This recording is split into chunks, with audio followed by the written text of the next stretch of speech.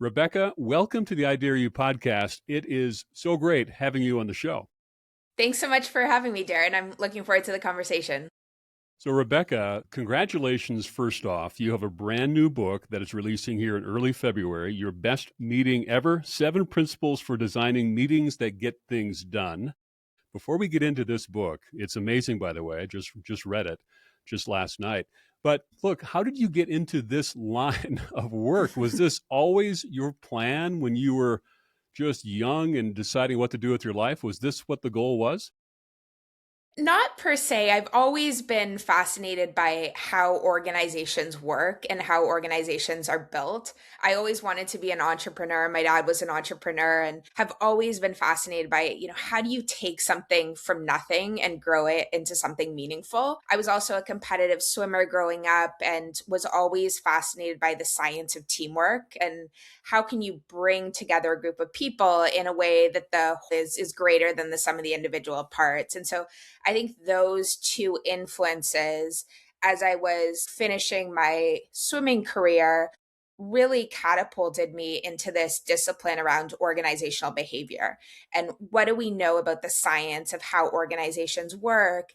And as I was doing work with more and more companies, helping them understand how they were collaborating, how they were using these new tools to collaborate, I was at Dropbox and Asana and now Glean, always been fascinated by that dynamic. And continually meetings were the place where collaboration, often meetings aren't the core problem, but they're very much a symptom of a broken collaboration system. And so meetings were what I zeroed in on very early in terms of wanting to fix broken collaboration. That's so great. What a great background. I needed this book 30 years ago. You've gotten some high praise from a lot of people. The one that jumped out at me was from Adam Grant. He called it a required reading for everyone who runs meetings. And I think that's high praise. You're definitely onto something here. In the very beginning of your book, I love looking at the introductions. You start with a really cool story of how in World War II, 1943, the Office of Strategic Services encouraged resistance fighters to derail enemy operations with endless, aimless meetings. Why do you think that was the case? And how does that apply to today? Well, Darren, it's interesting because I thought very carefully about how I wanted to start the book. And when we think about organizational behavior, meetings are a practice that have largely remained unchanged in terms of how we design them and implement them in our organizations for decades and decades. Now, we have more of them than we did certainly even 2 decades ago. They're more dysfunctional than they've ever been.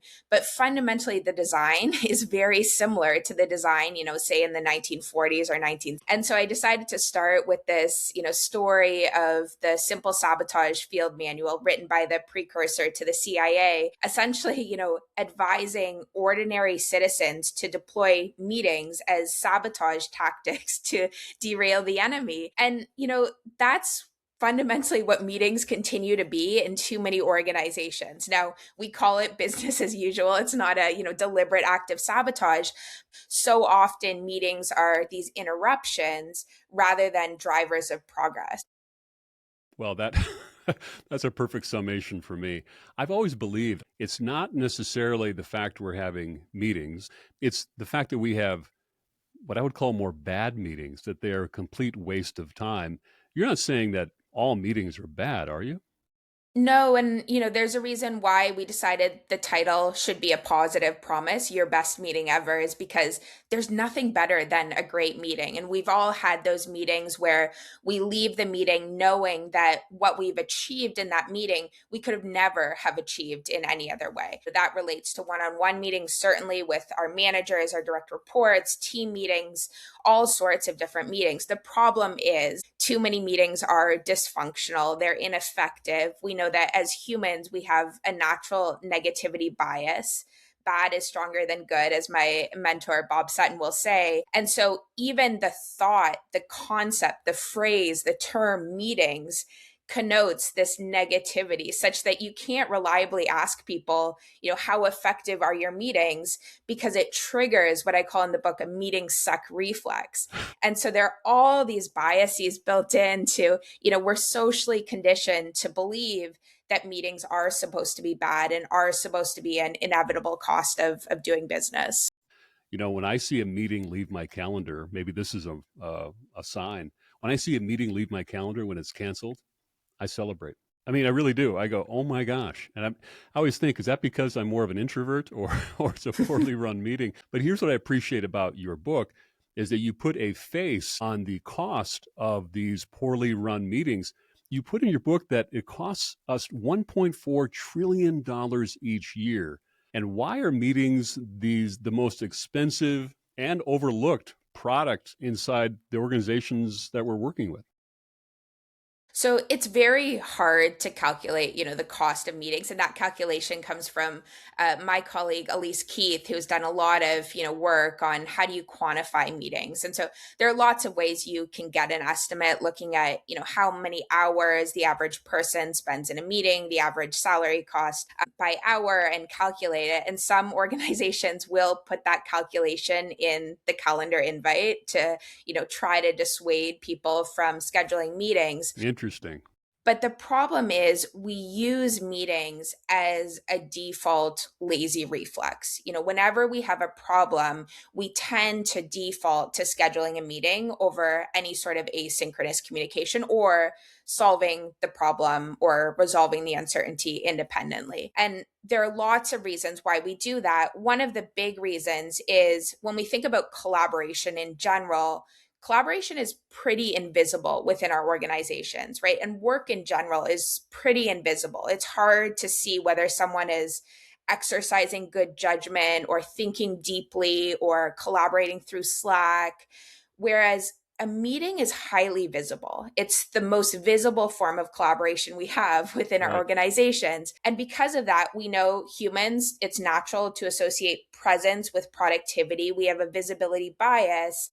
And so I often find when organizations and people aren't sure how to make progress, they're worried their boss isn't going to perceive them as making progress, they schedule meetings because it's visible on people's calendars. You can usually see people in a conference room. And regardless of whether anything is achieved in the meeting that's productive, you've done something. You've sat in the meeting, you've checked the box. And so part of it is this visibility bias.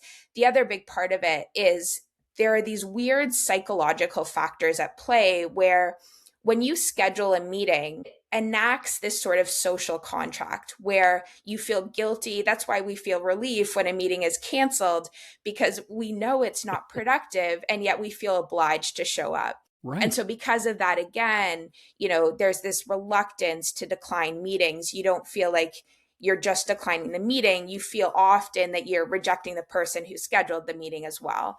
And so there are all these weird psychological factors where meetings, synchronous communication, it's such a human activity that it ends up being overused, over leveraged in our organizations. Boy, that works for me. By the way, here's a pet peeve of mine.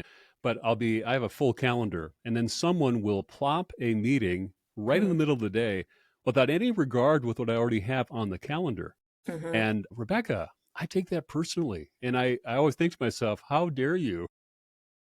And now you have AI bots doing that automatically. You're trying to vet a new vendor, software vendor, and the Yes, vendor will plop a meeting on your calendar without. And it's, time is our most precious asset. And the same thing happens when you're 5 minutes late to a meeting or 7 minutes late.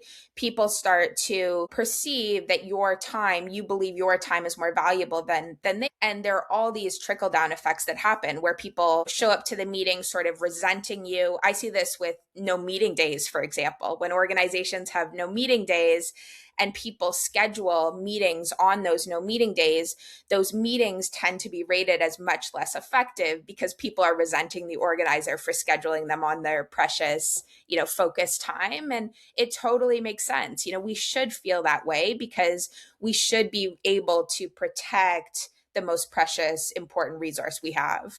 that's great. Well, now, what would be a few markers of a ineffective or poorly run meeting? What are just a few things? Let's define it. So there are several, and a lot of meetings suffer from various status dynamics or power poisoning of meetings, where naturally meetings turn into these hierarchical communication mechanisms where you have the leader sit at the head of the table. They're often doing the scheduling, so we see executives disproportionately schedule more meetings than anyone else, Yes. often without regard to whether it works for everyone's schedule. We often see them talk the most, often talk in ways that, don't leave employees lower down in the organization feeling safe to push back on the meeting. And so that power poisoning of meetings is a big one. Lateness, we talked about, even just a few minutes late to a meeting tends to drive the meeting to be less effective because people are fixated on that late start. They start to feel their time isn't valued. Overruns as well, not respecting the end time of the meeting is a big one. And then fundamentally, I talk in the book about user centric design. Just as we design products with the user in mind, we need to be designing our meetings with the user in mind. And so often we design it based on how we, as the organizer, want the meeting to unfold. It's why the organizer of their meeting tends to leave the meeting much more satisfied than everyone else. This is great research from my colleague Stephen Rogelberg, where we should be designing for the attendees. That should be the bar for success, is whether they say the meeting is worth the time invested, not whether we believe it to be as the organizer. Okay, that's good. Let's get into it. For those that work for a company, you have a product, and there's nothing more important than that product. You're always looking at it, refining it, developing it, launching it, all those things. Here was a mindset shift for me, Rebecca, that you argue that a meeting should be treated like a product. So tell us more about that. What does that look like in practice? That's a wonderful perspective. And that's the premise of the book. We know that meetings are the most important product we have in our organization. They're where decisions get made, priorities get set, culture gets built, and yet they're the least optimized, as we've spoken about. When we think of any other practice, any other traditional product, we measure the ROI down to the decimal point, and yet meetings, despite being the most common form of work, we don't apply that same rigor to meetings. And we should. We should, given how much attention, how much money, how much of our sanity is consumed in meetings. And so the idea behind meetings as a product is injecting that same intentionality that we would when building great products to our meetings. So that relates to user centric design. It relates to clearing our meeting debt just as we would our technical debt in product development. It relates to innovating with technology. All of these product design principles that we know make the world's greatest products great very much apply to our meetings as well. Well, you talk about the principles. We have 7 of them, and one of them is the meeting debt. We're going to talk about that in a moment, but would you just acquaint us with the 7 principles of a great meeting design? Sure. So the first one is meeting debt. And when we think about products accumulate technical debt over time, right? And so just as we accumulate shortcuts and workarounds in our products, we do the same with meetings, where we throw a recurring meeting on the calendar, not really recognizing whether that needs to be recurring, not taking the steps to figure out what actually deserves to exist. And so sometimes, just as we need to do a complete code refactor, we need to do the same with our meetings. So that's one. The second we've talked about around metrics. So choosing the right metrics, figuring out how do you effectively measure meetings. And so I walk through in particular in the book a framework also from Elise Keith, RODI, return on time investment. Ask the people in the room, was this meeting worth the time you put in? About 10% of the meetings you run, you should be soliciting that direct feedback from the people in the room rather than relying on your own self-interpretation. How about principle number 3? Principle 3 is around becoming a meeting minimalist. So I like to use the example of, the Google homepage or now ChatGPT. It's very simple. There's no clutter, there's no noise. It's crystal clear what action you need to take, and there's no room for distraction or meandering. The same should be true with our meetings. And so I encourage readers in the book to think about four key dimensions of meetings: the length, the cadence, the attendees, and the agenda items, and think about how you can minimize each dimension. And for each, I give some strategies. Before I go to principle number 4 on the meeting minimalist, I love that. I love that so much. What I've tried to do over the years is building some type of a process, and I'm bringing this up as a potential best practice or coaching from you here, Rebecca. But for Mm-hmm. some of the administrative assistants, they have a form that they have. It's constructed. And there's some fields or some things that people need to fill out. So, for example, meeting title, Mm, meeting yeah. purpose. Is it an FYI? Is it a decision-making meeting? Is it a collaboration meeting? What's the desired outcome? Things like that they can fill out and then hand it to the administrative assistant before we schedule it. And part of it is it has reduced the number of meetings Yeah. because a lot of this, if it's an FYI, I ask the question, could this be done via email or some other way? Mm, Or if it is a decision making meeting, now it's crystal clear why we're scheduling it and we get right down to business. So I'm talking in mhm. broad strokes here, but am I on the right path here about becoming a meeting minimalist? Absolutely, because what that fundamentally is doing is it's raising the bar for what actually deserves to be a meeting and is put on your calendar. And that's a very healthy practice, not just to become a meeting minimalist, but also to reduce some of this meeting debt that builds up. What I often find is well intentioned organizations tend to think about the substance of the meeting in terms of, what is the purpose? Let's have an agenda. But there's actually no research to show that having an agenda actually improves the effectiveness of a meeting. And I Interesting. expect, just listing the purpose doesn't necessarily improve the effectiveness of the meeting. It's really about how you design the structure and the content of the meeting. And so Okay. the agenda is a great example where I often encourage organizations to take each agenda item and frame it as a combination of a verb and a noun. Because what that does is it shifts the agenda from just a laundry list of topics to clear jobs to be done, right? If you have a verb, you're deciding on something, you're aligning on something, that ensures that you're actually taking that action. And it also serves double duty in the sense of once you've done that action, once you've done the verb, you can move on.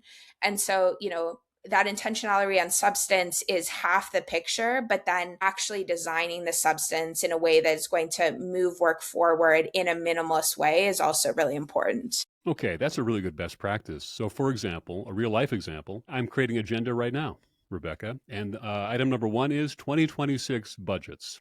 Mm-hmm. So, how could I change that to improve the meeting design? So that's a perfect example where it's not exactly clear what the intended outcome of that agenda. And I see it all the time, team discussion. But in this case, thinking about, okay, are you needing to align on the budget? Is it that you've already reviewed asynchronously and the purpose of the meeting is to align, answer any, ambiguous questions? Or is it to, share Q3 budget plan, in which case probably that can happen asynchronously outside of the meeting? Is it to debate two different options for Q3 plan, list those out, and then it's very clear not only what you're trying to achieve but also who needs to be in the room, right? If someone just needs to be informed of the budget but doesn't play an active stakeholder role in deciding on it or weighing trade-offs, then probably that person can get the information asynchronously before or after the meeting. I think that's great. And everyone listening, this is a really great practical tip you can implement today in all things when you're planning and designing a great meeting. The same is true for something like PowerPoint slides, where often we'll put, a few words on the title, something that's vague. We're describing a chart and saying, Q3 budget summary. where the more specific you can be, if people zone out or drift off course, they're able to look at that headline and know exactly what the slide is telling them. Q3 budget is at risk for this reason. All of a sudden, you're able to anchor people back in a much more efficient and minimalist way. Good grief. This is a whole nother podcast episode. One more comment on that. The kiss of death for me is when I look at a slide and it just says Q3 budget, and then it's got a Mm-hmm. graph Yeah. or a chart that now I'm just like, okay, what does this say? Why would I care? The difference Mm-hmm. though is when someone then says instead of that, it is Q3 budget colon sales up, costs rising. Something like Mm-hmm. that. It's like, okay, now I know what I'm looking at. It changes the entire dialogue of it. So, principle number 4, 5, 6, 7. So principle 4 is around systems thinking. So we talked a little bit, Darren, in the beginning about how meetings, we often think they're the problem associated with everything that's Yes. broken with work. Often they're a symptom of a broken communication system. And we see that especially during the pandemic when we had more digital tools than ever before. What we didn't have is clarity on how to use them. And so when your employees don't have clarity on when to use Slack, when to use email, when to use a meeting in particular, they tend to default to meetings for all the reasons we've spoken about.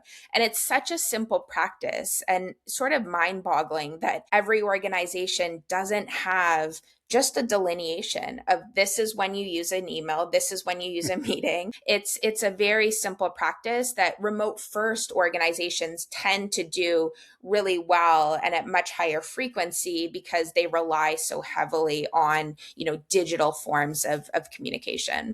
Boy, that's good. I'm going to come back on that systems thinking at the very end here. How about principle number 5? User-centric design. So we talked about this one, designing for the attendees over yourself as the organizer. So what if I am thinking, and it might be me, Rebecca, where boy, you know what? All of a sudden I have some things I'd like to talk about. 2026 budgets. But Mm-hmm. yet I put it out to the team and they want to talk about something that is, in my opinion, not that big of an issue. My biggest fear, Rebecca, with my team is that they would think that my meetings are a waste of time. That's probably the real issue. And the fact that they may think that would really wound me, would really hurt me. And so I think this is one of the things I plan on implementing is trying to crowdsource more. So good for you. How about principle number 6? What do we have? Principle number 6 is around rhythm. So, this is an interesting one.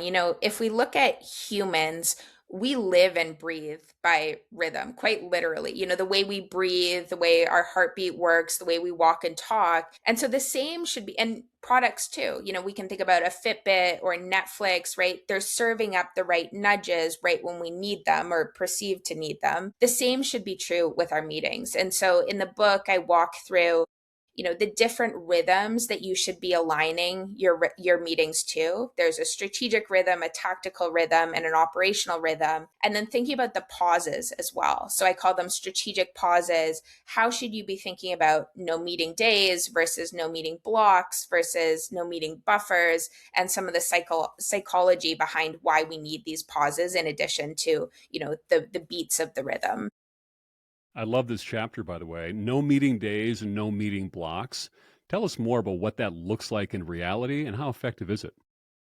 So, no meeting days, essentially the organization, sometimes it's a team, sometimes it's a region, because you also get into complexities when you have a globally distributed team. They align on we're going to have a no meeting Wednesday or we're going to have a no meeting Friday, and they commit to it as an organization. And what's fascinating, Darren, is that doesn't just lead to productivity gains. The research has also shown it leads to several other positive outcomes as well. Cooperation tends to improve because when we think about systems thinking, people start to become much more intentional about how they communicate. They start to develop new asynchronous ways to communicate. And the second, which I think will interest you, micromanagement tends to drop as well because people aren't using the meeting to, as a surveillance tool to get updates or to disseminate information. They start to trust their teams more. And so it's a fascinating,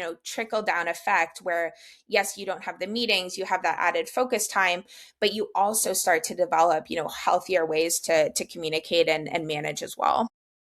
One of my favorites. By the way, I worked with an organization that had no meeting Fridays. Hmm. And Rebecca, it was my favorite day of the week. Not just because it Yeah. was Friday. But you know what I realized? That I got so much what I would call just more strategic thinking done. And if I needed to get a project done, you need some time to let the brain go Mhm. strategic. You can't get there when you're just running from meeting to meeting to meeting. And so my personal productivity skyrocketed. That's another benefit, isn't it?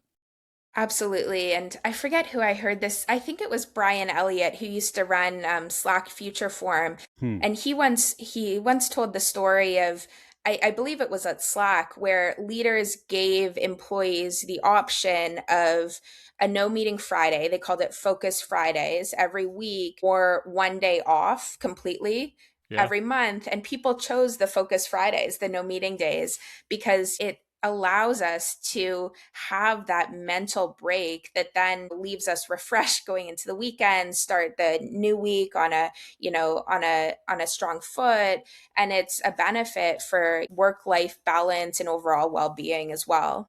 It's great. A message to everyone who runs HR departments, or if you're a leader of people or you run a company, if you're looking for ways to build culture and to improve things, this is a simple, very, very simple thing if you haven't tried it yet. And there's a lot of variations on this, but this is all in this meeting rhythm, principle number 6. How about principle number 7, Rebecca? Principle number 7 is around technology. So this one is highly rooted in artificial intelligence, but also goes back to PowerPoint, which we've spoken about, and Zoom. How do you think about bringing technology into our meetings? And how do you, just as you would a product, continue to innovate and iterate with technology? Yeah, by the way, in your book, you bring up an example. It's a story about someone who was in a meeting, a Zoom meeting, and they realized they were the only human there on the Mm-hmm. Zoom. That has never happened to me before. But when it does happen to me, I'm not sure how I'm gonna handle it. This world is moving so quickly in the area of AI. Tell me this though, for right now, how is AI impacting designing great meetings? So unfortunately, it's not. I see more examples of AI making bad meetings in particular worse than Okay. good meetings great, but so much potential. In the book I outlined the different roles AI can play in your meetings and how to think about those. Absolutely, AI should be handling a lot of the drudgery associated with meetings, the scheduling, the action items, the transcriptions, all of that AI is better suited to. Where we get into problems is when people start to use AI, just like they do in every facet of work, to maximize their own inefficiency and don't think enough about the group. That is so true. You write in the book, but like any great product, meetings, require deliberate design, constant iteration, and the courage to rethink everything. What I appreciated most about the book, though, is I could write a book on running a great meeting, designing a great meeting, and it would be it'd be my own habits and what I've learned over the years. Some are just my own biases and frankly wrong. This is jam packed with original research and other research. And that's really what sets this book apart, doesn't it? So, I think, I've always been fascinated by and passionate about bridging academic research with real world practice. And so often, executives understandably rely on their gut and impulse and intuition. All humans do. But there's an eagerness to draw on great research and adopt a more data driven approach. And I think that's especially true with meetings. We know so much about what makes for effective collaboration from the academic research. The problem so often is it isn't translated in a way that is actionable and digestible for the people, living and breathing it. And so that's what I hope the book offers as well.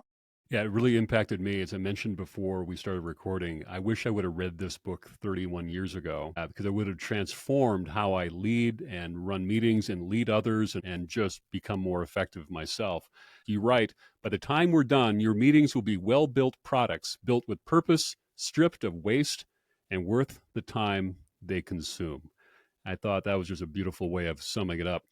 Rebecca, what is the best way to follow you and stay in touch with everything that you have going on? So my website's rebeccahinds.com. The book is available on Amazon or your favorite bookstore. And then I'm also on LinkedIn. The one thing we did not talk about yet, and it is Meeting Doomsday. Big concept in your book. What is Meeting Doomsday? So this would probably be my I dare you recommendation is to conduct a meeting doomsday. So I've led these, I've advised many companies on leading these. When we think about meeting debt, it essentially is a 48-hour calendar cleanse, right? For 48 hours, employees delete their recurring meetings from their calendar. And then after those 48 hours, they rebuild from scratch.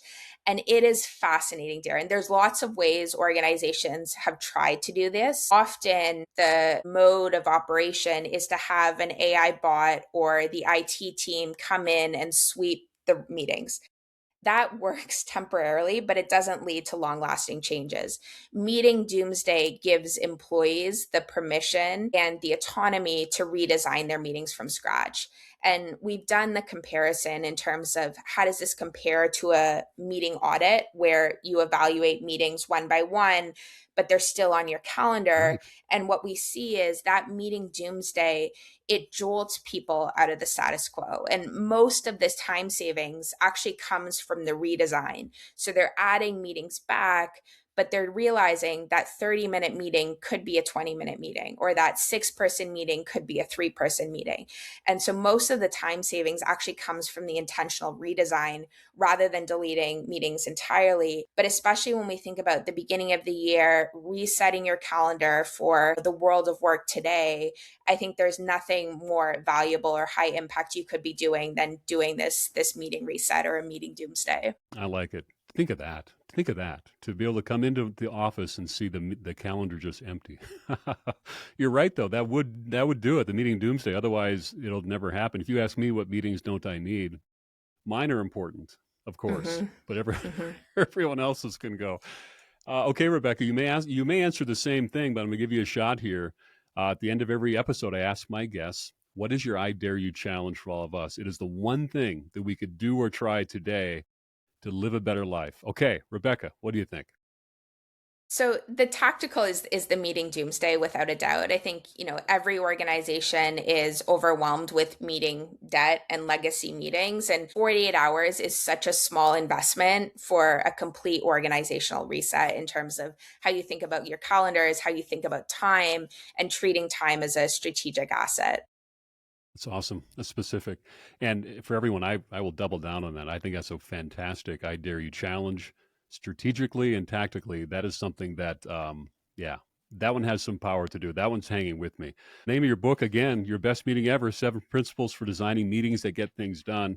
I want to thank you very much for being on the podcast and for framing this up, because if we want 2026 to be our best year yet, I can't imagine a more powerful tool to make that a reality. So thank you very much for being here, Rebecca. Thanks so much for having me, Darren.